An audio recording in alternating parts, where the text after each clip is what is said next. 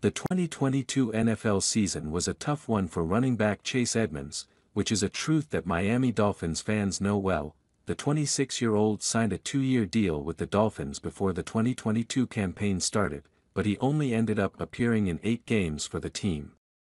The Dolphins traded him away to the Denver Broncos during the middle of the season, ending his stint with the team. He's now with the Tampa Bay Buccaneers, and he recently spoke about how the 2022 campaign was his worst season ever.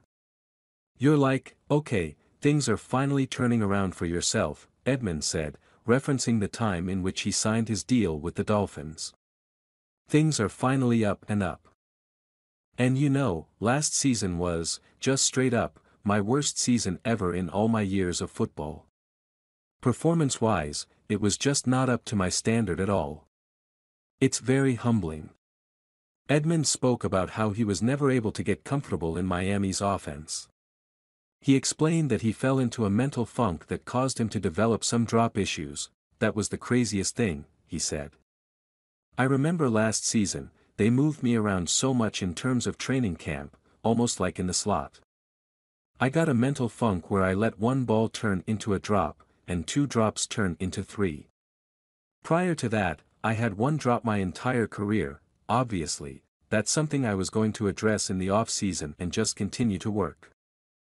In his 8 games with the Dolphins, Edmonds had 42 carries for just 120 yards, giving him 2.9 yards per attempt.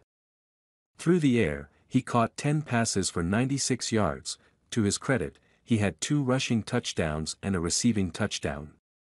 However, he also dropped 4 passes, including a crucial one that might have changed the trajectory of Miami's season. The former 4th-round pick will look to bounce back during his stint with the Bucs, who are entering a brand new era without Tom Brady. Edmonds has had some nice seasons throughout his career, with arguably his best campaign coming in 2021.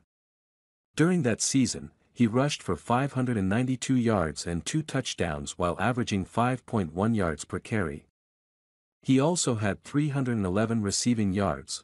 The Dolphins, meanwhile, are moving forward with a running back room that looks a lot like it did last season.